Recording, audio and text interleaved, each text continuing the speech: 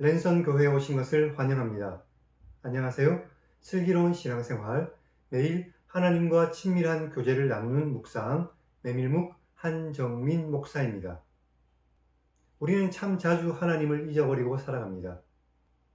일상이 바쁘다는 이유나 또는 다른 여러 가지 이유 때문에 하나님을 기억하지 않고 살아가고 있는 것이죠. 우리가 이렇게 변명하지만 사실은 우리가 하나님을 우리의 삶 속에서 중요하게 여기지 않기 때문에 우리는 하나님을 잊고 삽니다. 이제 사랑을 시작한 연인들은 시시때때로 서로 연락을 주고받고 시시콜콜한 이야기를 나눕니다. 그것이 근무 시간이건 식사 시간이건 잠자는 시간이건 그들은 가리지 않죠. 왜냐하면 그들에게 가장 중요한 것은 그의 연인이기 때문입니다. 만약 우리의 삶에서 가장 중요한 분이 하나님이시라면 우리의 삶이 어떻게 달라질까요? 어떤 일 앞에서라도 우리는 하나님을 묵상할 것입니다.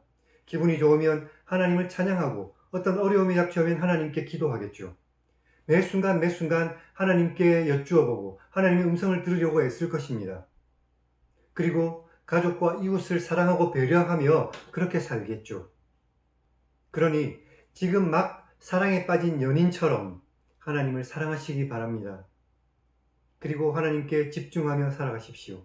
하나님께서 더 크고 놀라운 사랑으로 우리와 함께 계실 줄로 믿습니다. 메밀묵을 통해 하나님을 만나고 하나님의 음성을 듣고 하나님의 사랑을 경험하는 복된 우리 모두가 되기를 주님의 이름으로 축원합니다. 우리는 지난 시간에 출애굽기 1장을 읽었습니다. 야곱과 함께 애굽에 도착한 야곱의 가족들의 이름과 숫자를 우리는 기억합니다. 그리고 요셉을 알지 못하는 새 왕조로 인해서 이스라엘 백성들이 강제 노동을 시작했고, 그럼에도 불구하고 불어나는 이스라엘 백성들을 두려워한 바로가 산파들을 이용해서 남자아이들을 죽이려고 했지만 그것도 안 되어서 태어나는 모든 남자아이들을 나일강에 버리라고 명령했죠. 오늘은 출애굽기 2장을 읽겠습니다. 레위 사람 중 어떤 사람이 아들을 낳아 숨겼지만 결국 어쩔 수 없이 갈대 상자에 그 아기를 담아서 나일강가에 띄워보냅니다. 그런데 바로의 딸이 그 아이를 보고 자신의 아들로 삼고 모세라고 이름을 붙여줍니다. 모세가 장성한 이후에 히브리 사람을 때리는 애굽 사람을 보고 그를 죽이지만 결국은 미디안 땅으로 도망가죠. 그리고 미디안 땅에서 미디안 제사장의 딸 십보라를 자신의 아내로 맞이했습니다. 그리고 하나님께서 이스라엘 백성의 고통을 들으셨습니다. 그럼 성경을 읽겠습니다.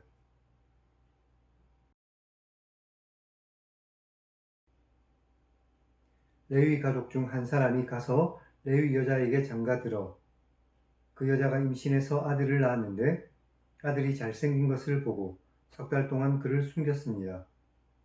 하지만 더 숨길 수 없게 되자 그를 위해 갈대 상자를 가져다가 역청과 나무진을 칠하고 아기를 거기 담아 나일 강가 갈대 사이에 두고 그의 누이가 어떻게 되는지를 보려고 멀리 서 있었습니다. 바로의 딸이 목욕하러 나일강으로 내려오고 시녀들은 나일 강가를 거닐 때에 바로의 딸이 갈대 사이에 상자를 보고 시녀를 보내 상자를 가져와 열고 아기를 보았는데 아기가 울었습니다. 바로의 딸이 그를 불쌍히 여기며 말했습니다. 이 아기는 히브리 사람의 아기구나. 그의 누이가 바로의 딸에게 말했습니다. 제가 가서 당신을 위해 히브리 여인 중에서 유모를 불러 그 아기에게 젖을 먹이게 할까요? 바로의 딸이 가라 라고 말하자 그 소녀가 가서 그 아기의 어머니를 불러왔습니다. 바로의 딸이 그 어머니에게 말했습니다. 이 아기를 데려다가 나를 위해 젖을 먹여라. 내가 그 삭슬 줄 것이다. 그러자 여인이 아기를 데려다가 젖을 먹였습니다. 그 아기가 자라자 바로의 딸에게 데려갔고 그 아기가 바로의 딸의 아들이 되었습니다. 바로의 딸이 그의 이름을 건져냄이라는 뜻의 모세라고 지으면서 말했습니다. 왜냐하면 내가 그를 물에서 건져내었기 때문이다. 모세가 장성한 후 어느 날 자기 형제들에게 나가서 그들이 힘들게 노동하는 것을 보았습니다. 그때 어떤 애굽 사람이 히브리 사람, 곧 자기 형제 한 사람을 치는 것을 보았습니다. 모세가 좌우를 살펴 사람이 없는 것을 보고 그 애굽 사람을 쳐 죽여 모래 속에 감추었습니다. 이튿날 다시 나갔는데 히브리 사람 2사람이 서로 싸우고 있었습니다. 모세가 잘못한 사람에게 왜 동포를 치느냐? 라고 말했습니다. 그러자 그가 말했습니다. 누가 너를 우리를 다스리는 자와 재판관으로 삼았느냐? 내가 애굽 사람을 죽인 것처럼 나도 죽일 것이냐? 모세가 두려워하며 일이 탄로났다 라고 말했습니다. 바로가 이 일을 듣고 모세를 죽이려고 찾았습니다. 모세가 바로의 낯을 피하여 미디안 땅에 머물며 어느 날 우물 곁에 앉았습니다. 미디안 제사장에게 7딸이 있었는데 그들이 우물에 와서 물을 길어 구유에 채우고 그들의 아버지의 양떼에게 먹이려고 하는데 목자들이 와서 그들을 쫓아내었습니다. 그러자 모세가 일어나 미디안 제사장의 딸들을 도와 그 양떼에게 물을 먹였습니다. 미디안 제사장의 딸들이 그들의 아버지 르우엘에게 돌아가자 르우엘이 말했습니다. 너희가 오늘은 왜 이렇게 일찍 돌아오느냐? 미디안 제사장의 딸들이 말했습니다. 한 애굽 사람이 우리를 목자들의 손에서 건져내고 우리를 위해 물을 길어 양떼에게 먹였습니다. 르우엘이 딸들에게 말했습니다. 그 사람이 어디 있느냐? 너희가 어찌하여 그 사람을 버려두고 왔느냐? 그를 불러 음식을 대접하라.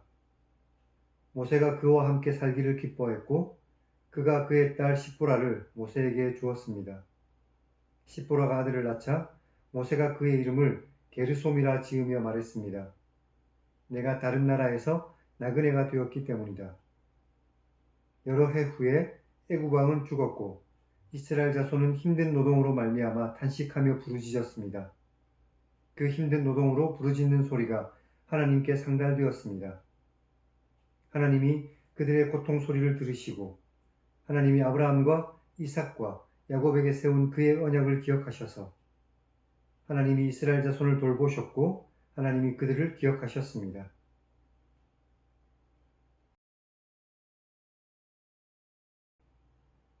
오늘은 여기까지 읽었습니다. 모세가 레위 지파에서 태어났습니다. 모세는 출애굽기부터 신명기까지 등장한 인물 중 가장 중요한 인물입니다. 더 나아가 성경 전체를 봐도 가장 중요한 인물 중에 한 사람이죠. 모세가 태어났을 때 모세의 부모는 어쩔 수 없이 모세를 갈대 상자에 담아 나일 강가에 뛰어보냈지만 바로의 딸이 모세를 건져내었습니다. 바로는 출애굽기 1장부터 지금까지 계속해서 하나님의 백성들을 누르려고 했지만 그의 의도는 여인들, 즉 산파와 이스라엘의 어머니들과 그리고 모세의 어머니와 누이 그리고 여기 바로의 딸로 인해서 그 의도가 완전히 무산되고 있습니다. 11절에 보면 모세가 장성했는데 그때 모세의 나이는 40세였습니다. 그가 폭력으로 고통받는 히브리 사람을 구했지만 그것은 아무런 의미가 없었고 자기가 애굽 사람을 죽였다는 것이 들통나자 바로 미디안 땅으로 도망갔죠. 미디안 땅에서 미디안 제사장 르우엘의 딸 십보라를 아내로 맡고 그리고 게르솜이라는 아들을 낳죠. 모세는 그곳에서 40년간의 시간을 지냅니다. 23절에 보면 모세를 죽이려던 애굽 왕은 죽었지만 이스라엘을 향한 강제 노동은 그치지 않았습니다. 그리고 강제 노동으로 인해서 고통받고 있는 이스라엘 백성들의 부르짖음을 하나님께서 들으셨습니다. 여기 등장하는 이런 표현들은 하나님께서 그동안 이스라엘 백성들에게 관심이 없다가 갑자기 이스라엘 백성들의 소리를 들으셨다는 것이 아닙니다. 하나님께서는 끊임없이 이스라엘 백성들과 함께 계셨고 그들의 소리를 듣고 계셨습니다. 하나님은 약속을 잊지 않으셨고 드디어 하나님의 약속을 성취하실 때가 되었다는 표현으로 이해하는 것이 더 타당해 보입니다. 그럼 하나님 1인칭 시점의 성경 읽기를 시청하시기 바랍니다. 하나님의 백성을 결코 떠나지 않으시는 하나님을 만날 수 있고 또 그 약속을 반드시 성취하시는 하나님을 우리는 만날 수 있습니다.